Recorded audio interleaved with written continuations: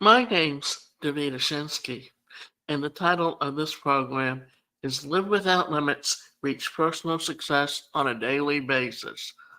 Our purpose is to help you overcome any limiting beliefs you have by the relationships you had in the past and the things that other people told you that you bought into.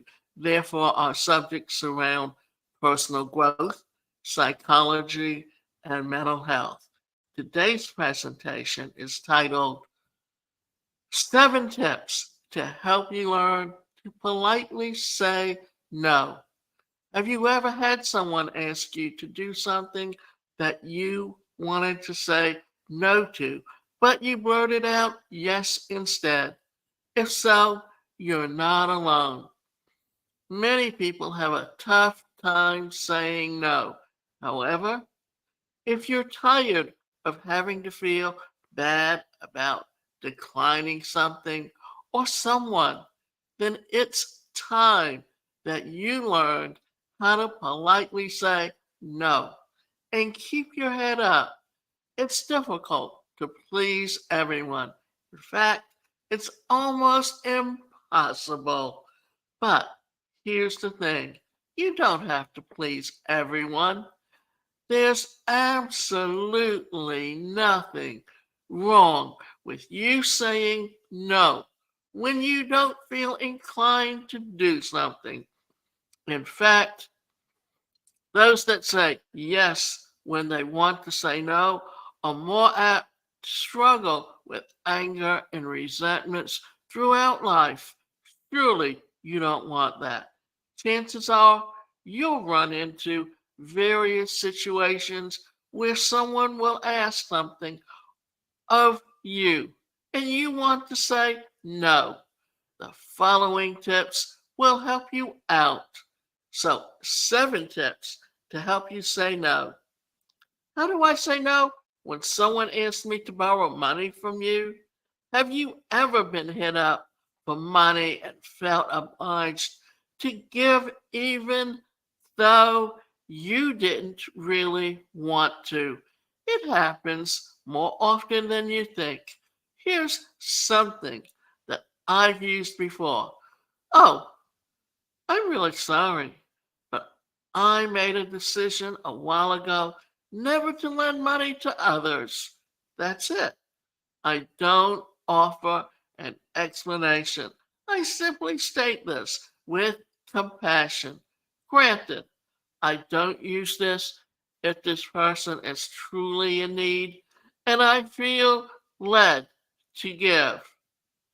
This is for those who always seem to run short or have some kind of excuse. This could be someone at work, on the internet, an old classmate, or that family member who is always broke due to poor money habits. This may be challenging because the person might really be in need. However, if you make the decision to always use this line, no matter who it is, stick with it. It's a great way to get yourself off the hook without hard feelings. When a coworker asks you to give money towards a gift for the boss or coworker, you may work at a place where it's always someone's birthday, wedding, baby shower. Every time you turn around, you're being asked to donate some money towards something. Don't be afraid to politely decline when they pass around the offering plate for gifts. You can say something like, I'd love to, but I haven't gotten the chance to get to know them very well. I will wish them well the next time I see them. I am not currently spending any extra money on anything. I'm on a strict budget. Now, I happen to be involved with a platform where I dock my websites and utilize their platform to create my e-learning courses and other tools to build my business on. And one of the people that works at the company had an amputated leg, and every 5 years she gets a new leg. And yes, it's $5,000, but insurance covers it. That's why she only gets it once every 5 years. And I remember that some of her coworkers wanted to donate and were asking other people who were on the conference call to donate to help her buy the artificial limb. Well, you know what? I thought that was a little tacky, knowing because I have a disability and I have equipment that I have to wear to help me walk better. And I know that my insurance covers it. And I know her insurance would cover it. Otherwise, she would probably be updating her limb a lot quicker than 5 years. So always remember, these people may not always need the help, and it may not be their idea to do it. But if because she's got friends that feel like, oh, it's such an expense to have to put out $5,000, remember, she may not be the one putting that money out to get that equipment. A friend, spouse, or boss ask you to do something for them, but you are already swamped to the max. Life can get quite busy. Most of us can relate to burning the candle at both ends. If this sounds like you, taking on more than you can handle will only stress you out more than you already are.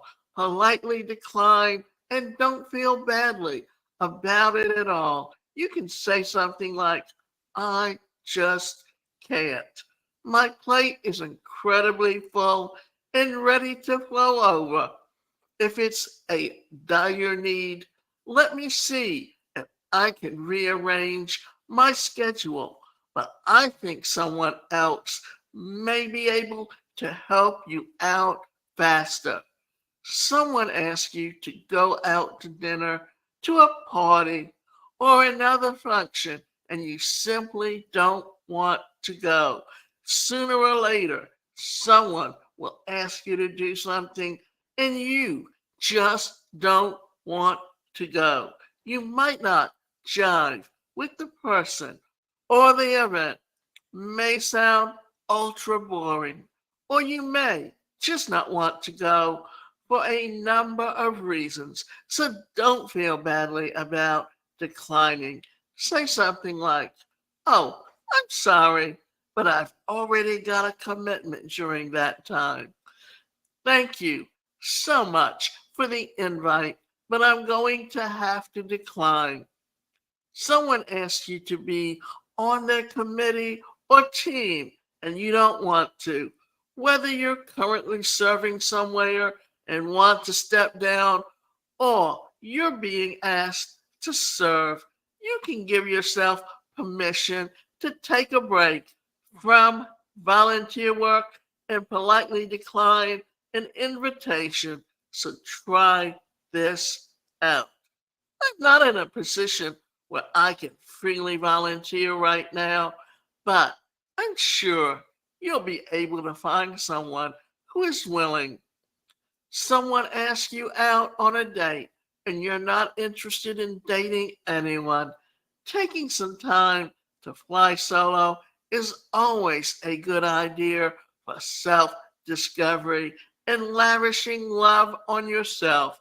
You can always make some good friends during that time. And who knows, maybe one of these friends will catch your eye when you are ready to date. If someone asks you out and you're not interested, say something like this. That's very nice of you to ask, but I'm not in a place in life where I want to date anyone. I'm taking some me time, but thank you anyway.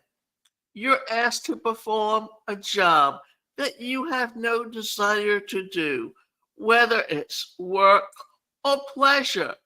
You don't have to work on anyone's commitments. Give yourself permission to politely decline. I wish I could, but I can't take on more commitments right now. I really don't think I'm the right person for that. It's okay to say no. Memorize some of these ways to say no so that next time you're in a position where you want to decline, you'll know exactly what to say. Try to keep your declines short and sweet. If you ramble, it can become quite awkward. Remember, your desires are important. So if there's something that you don't want to do, simply say no and don't feel badly about it. Often we will say yes to do something because we want someone to like us, whether they are really the type of person you want to be with or not. So evaluate every situation based on whether or not it's your nature to say yes to everything because you want people to like you, or whether you say yes because you truly want to do it when you really don't. And be aware you have the right to make your own choices and don't let someone else tell you what to do.